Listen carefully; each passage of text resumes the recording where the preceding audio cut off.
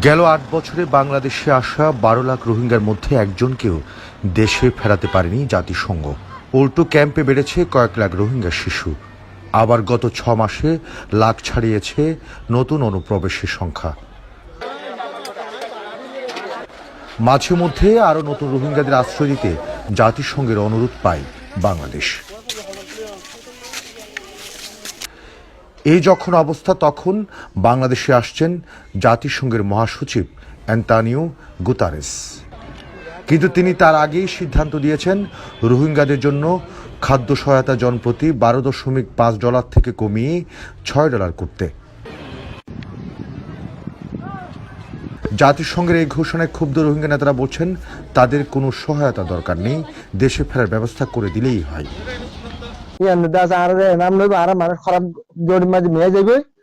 মানুষ খারাপ দৌড়ি মেয়ে না যাবান আর দিতে মনে হলে ফুরসাদ দো, আর যদি দিতে মনে না হলে আর তো দেশ আছে, আর দাসে সেফ জমা আর টুবি দিয়ে আর দাসে দেশে পৌঁছাই দো। বাংলা একটাই মাঝে 7টি পরে দি তো ইয়ানো জরিয়া রোহিঙ্গা জানে তাই এবার কোনো সুরন নাই জেন্দিল্লা বুড়া ভন বুড়া মানুষ হামালা মাইয়া ভন ইন বেগম মরে যাবো বাপ মরি গেলেও রোহিঙ্গা কতিবা যোগ্য ইনসান যে হন তারা খানা খাবো, খানা খাইবাল্লা বলি তারা দৌলা বড়লা খাওয়া জড়িয়ে দেবো। আবার কোনো কোনো রোহিঙ্গা বলছেন $12 যেখানে তাদের জীবন চলে না, সেখানে সে সহায়তা কমানো তাদের দুর্ভিক্ষে ফেলবে। জেন্দিল্লা সিস্টেম করে ওরা হানা দিত স্যার $6 করে পার মানুষের রোহিঙ্গারি আর কি। তাহলে আরা এ মোতাবেক যদি হানা দিত ওই তো গিলে আরা দাসে আরা Rohingya community bad gangs activities দাসে ইনভলভ হয়ে যাবে হয়। আর দুনিয়া আর ফুট হমাইয়ে ইয়া বাদে আর একটা নিজের অতনের মাঝে নিজের হলের মাঝে আর মরিবাল্লা কাজ শুরু করে দিবা আর তুই সিপ ইন লই আর দেশের মাঝে আর দিব বলি আর আশার মধ্যে। আর কক্সবাজারের সুশীল সমাজের ভয়, রোহিঙ্গাদের সহায়তা কমালে তারা এলাকায় মানুষের জীবনযাপনে প্রভাব ফেলবে। রোহিঙ্গা ক্যাম্পে কক্সবাজার যে রোহিঙ্গা ক্যাম্পগুলো আছে ওদের অর্থ সহায়তা অলরেডি অর্ধেক কমে ফেলা হয়েছে, যার কারণে রোহিঙ্গাদের মধ্যে একটা বিরূপ প্রতিক্রিয়া তৈরি হয়েছে।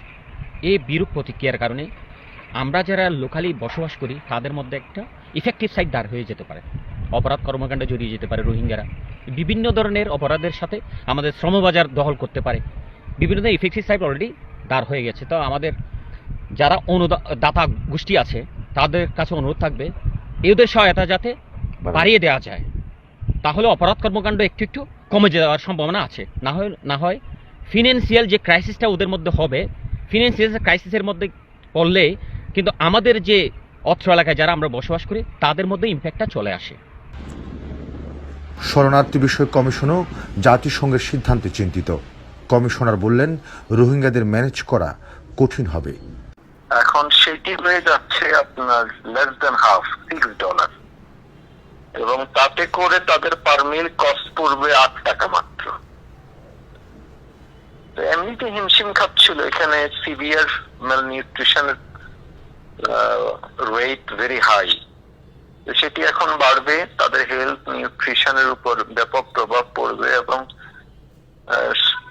এর ফলে আইন শৃঙ্খলা পরিস্থিতিও এটা আরো ঝুঁকির মধ্যে পড়বে। এদিকে দাদা গোষ্ঠীর কাছে সম্প্রতি রোহিঙ্গাদের জন্য জরুরি তহবিল চেয়েছে WFP।